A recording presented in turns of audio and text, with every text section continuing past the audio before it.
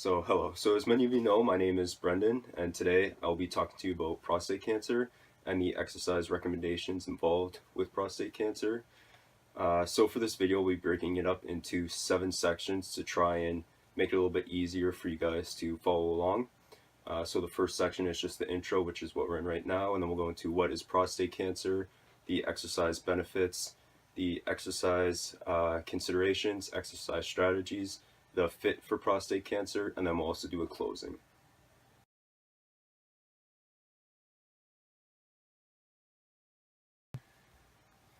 Alright, so before we talk about prostate cancer, I'll briefly explain the anatomy and the role of the prostate itself.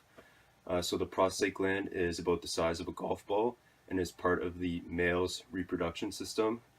The prostate lies inferior to the bladder and surrounds the urethra. The prostate's main function is to secrete prostate fluid through the rest of the reproduction system.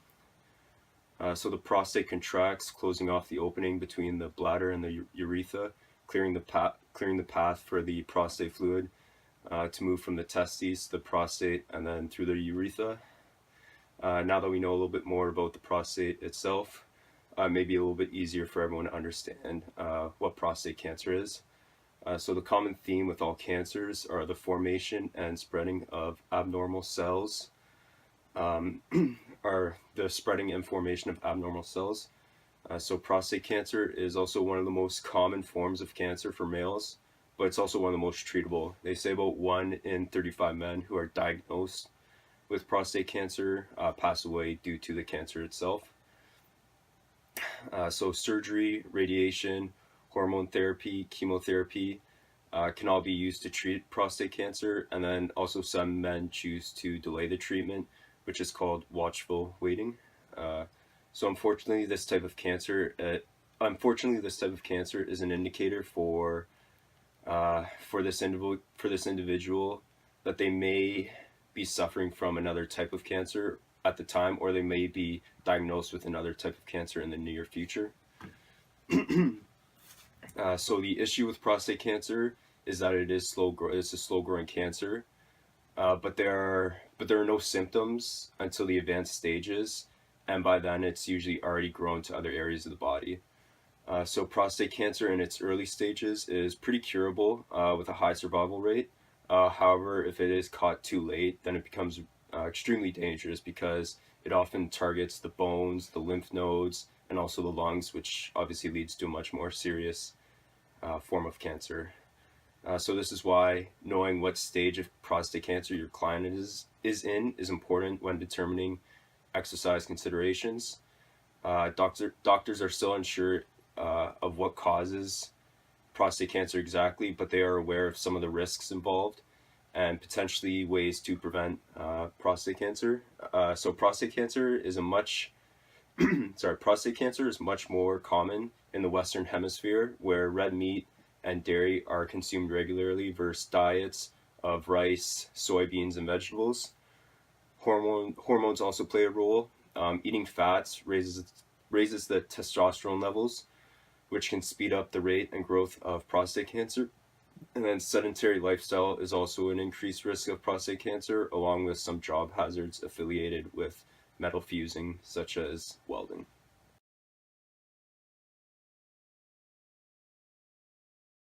Exercising with prostate cancer has very similar benefits on the body, comparing it with a healthy individual who exercises.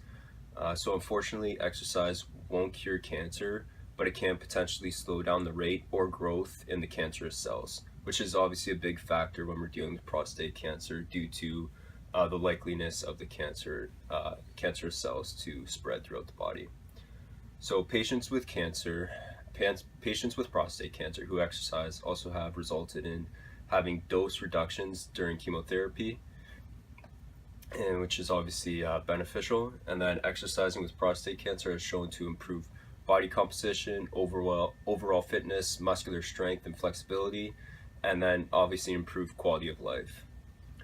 Exercising with prostate cancer can also prevent other chronic illnesses or injuries such as heart disease, osteoporosis, obesity, depression, anxiety, muscular atrophy, balance improvements, which means you're less likely to fall down and potentially fracture something.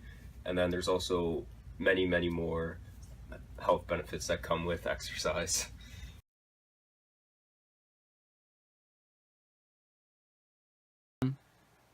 So each individual's exercise program should be modified specifically for their needs and limitations based off 3 different factors. So the type of cancer they have and the stage of cancer they're in, the type of treatment they're going through, and then also their stamina, strength, and fitness level. The goal of exercising with prostate cancer is to stay active to avoid future illnesses and ensure that you're training within your healthcare provider's wishes. Regardless if you are beginner or experienced to training, your exercise program should cater to your treatment and avoid anything that will trigger your limitations.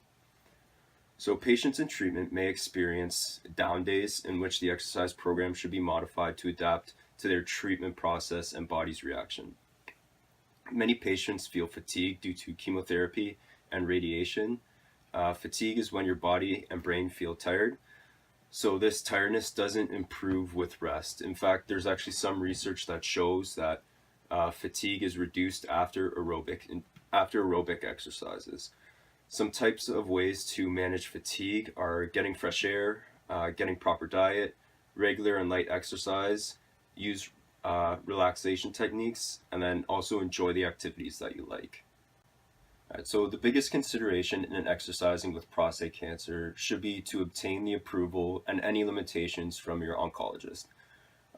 You don't want to do anything that will interfere with your treatment, so it's best to make sure that's okay with your oncologist before starting any exercise program.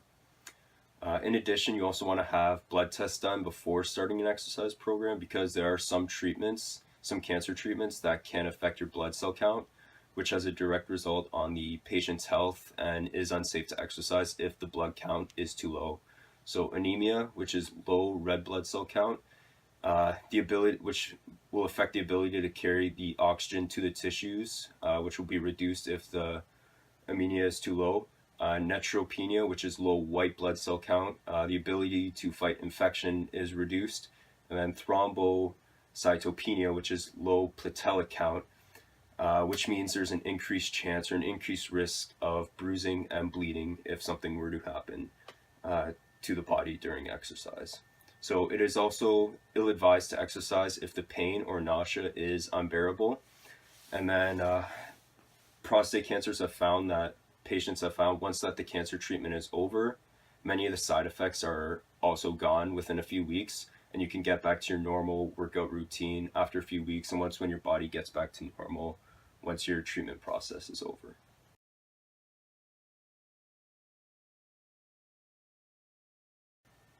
Alright, so there are many exercise strategies that can help a patient through recovery and enhance their long-term health. So if you're new to exercise, it would be wise to start off with low intensity aerobic training and then slowly progress over time and just go off what your body reactions. For the more advanced training enthusiasts, it would be advised to scale back your intensity and your frequency just until you know how your body reacts to the treatment process. So you also shouldn't try any new exercises or sports until your body knows and is adjusted to the treatment process.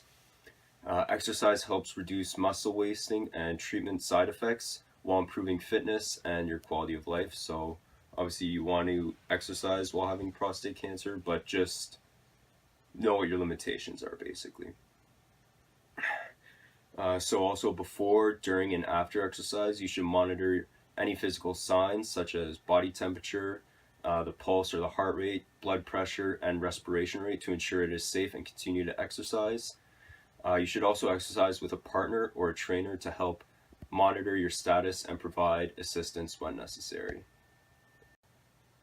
Alright, so avoid swimming in public pools and wipe down equipment at local gyms before use to avoid any viral or bacterial infections. In addition, stop exercising and contact a doctor if you feel dizziness, blurred vision, nausea or vomiting, unusual shortnesses of breath, irregular heartbeat, chest pain, bone or joint pain, or muscle cramps and weaknesses. So some advice for prostate cancer patients is to avoid contact sports, avoid uneven surfaces such as hiking. You want to start slow and then build up your intensity. Focus on larger muscle groups. Also try short periods of rest with breaks. Include flexibility training in your workout, and then most importantly is don't push yourself. Just listen to your body. So some ways to ensure this advice is being added to your physical activity into the day is by, you could just walk your dog, cut your lawn, take stairs, play games with your kids, park in the farthest parking spot and then walk, take 10-minute walking breaks, etc., etc. There's multiple ways you can get any physical activity in your day. So when exercising with cancer, your goal should be to work out while managing your treatment. So you should make sure to talk to your oncologist and trainer about formatting a workout that is right for you, and making sure that you're not pushing your treatment or not pushing your workout too far with your treatment.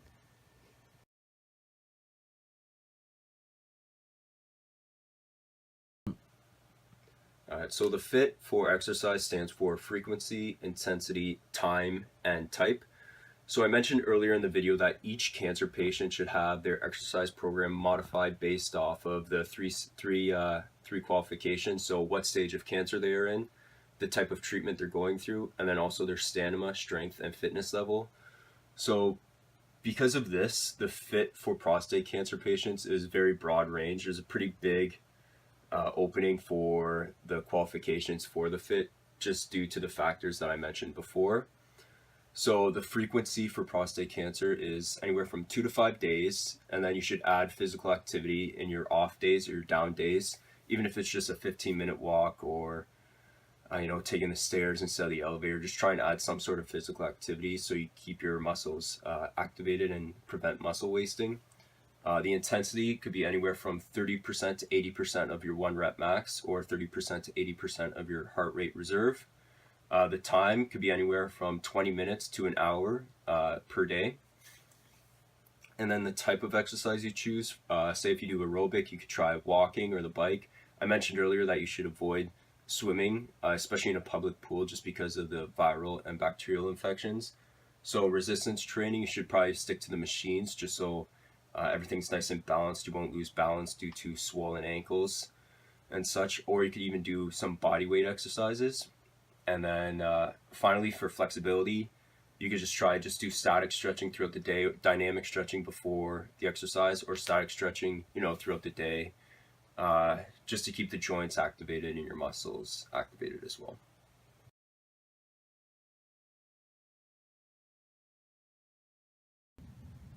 Alright, so I want to thank everyone for watching my video today. Hopefully some of the information that I mentioned is valuable to either yourself or family member that is suffering through prostate cancer. All the information I got today was either from the ACSM website or the American Cancer Society website. With that, just remember to get your prostate checked every now and then, because as I said earlier, catching it in the earlier stages before it spreads to your lungs or your bones is obviously much more beneficial, because it has a high cure rate or a high treatment rate. And just remember, wear blue during prostate cancer awareness month.